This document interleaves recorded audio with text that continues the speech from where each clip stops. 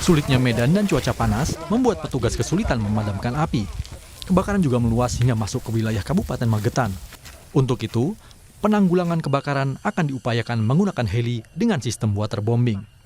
Sampai saat ini api masih menyala, belum bisa dipadamkan karena sulitnya kontur daerah yang berbukit-bukit dan rapatnya vegetasi yang ada di atas, sehingga memang tidak mudah. Namun upaya-upaya sampai saat ini kita laksanakan semaksimal mungkin, termasuk rencana kita juga akan mengupayakan waterbombing yang saat ini sedang dikoordinasikan. Siang hari tentunya untuk membatasi supaya tidak merembet ke petak 43 yang di situ mayoritas vegetasinya adalah cemara yang mudah terbakar. Puluhan personel gabungan yang diterjunkan ke lokasi masih berjibaku memadamkan api. Namun, medan yang sulit dan kondisi hutan yang kering membuat kebakaran sulit dipadamkan. Hendra Setiawan, Kompas TV, Ngawi, Jawa Timur.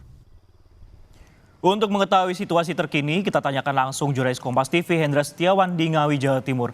Selamat siang Hendra, bagaimana kondisi kebakaran area sekitar Gunung Lawu saat ini? Apakah semakin meluas dari 150 hektar tersebut dan apa kendalanya?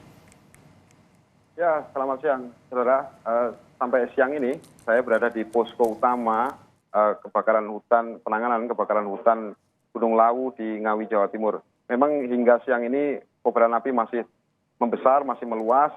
Tadi sudah diberangkatkan sekitar 350 personil gabungan dari BPBD, dari TNI, Polri, dari Perhutani, dan juga dibantu oleh masyarakat sekitar untuk berupaya memadamkan api. Dan juga fokusnya selain karena memang sulit dikendalikan karena medan terjal, maka upaya yang dimaksimalkan adalah para petugas gabungan ini membuat ilaran atau sekat bakar agar mencegah api yang semakin meluas ini tidak lagi menjalar ke bawah atau ke zona hutan produksi. Karena jika menjalar ke hutan produksi ini juga mengancam hutan produksi didominasi oleh pinus misalnya, ini akan berdampak fatal karena makin sulit dipadamkan dan juga itu juga mengarah ke permukiman. Nah, upaya ini terus dilakukan, bahkan hingga siang ini tadi secara berangsur para relawan gabungan ini diberangkatkan silih berganti menuju disebar di 4 titik di zona kebakaran. Namun informasi yang saya terima dari atas barusan bahwa memang kobaran api ini mulai masuk ke wilayah Magetan, dan ini juga nanti akan semakin sulit dikendalikan jika tidak segera diupayakan pemadaman. Begitu.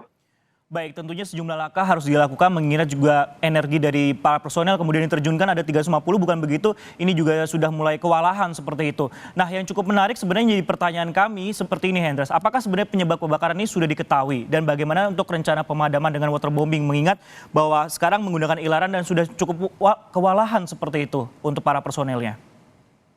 Ya, Perhutani tadi pagi sempat mengonfirmasi, memang belum bisa memastikan secara pasti apa penyebab kebakaran, namun dugaan awal adalah ini bekas atau percikan api yang sempat membakar wilayah Jogorogo sebelumnya, artinya yang sempat dipadamkan muncul lagi. Nah, itulah yang kemudian merembet hingga ke kawasan Jogorogo ini sehingga meluas hingga ratusan hektar. Nah, pihak Pusdalop di sini, artinya dari posko tadi juga mengonfirmasi usaha untuk melakukan pemadaman melalui waterbombing dengan heli rencananya akan dilakukan esok siang, karena hari ini konon masih berada di Kalimantan untuk melakukan aksi yang sama, yaitu pemadaman kebakaran hutan. Nah, waterbombing ini kemudian yang diharapkan bisa memutus api, bisa memadamkan api sehingga bencana kebakaran hutan yang melanda Gunung Lawu di Ngawi dan Magetan, Jawa Timur ini segera bisa dipadamkan. Begitu. Harapannya juga rencana dari kedatangan waterbombing ini tidak telat seperti itu agar tidak meluas, karena informasi yang terakhir yang kami dapatkan ini sudah masuk ke Kabupaten Magetan.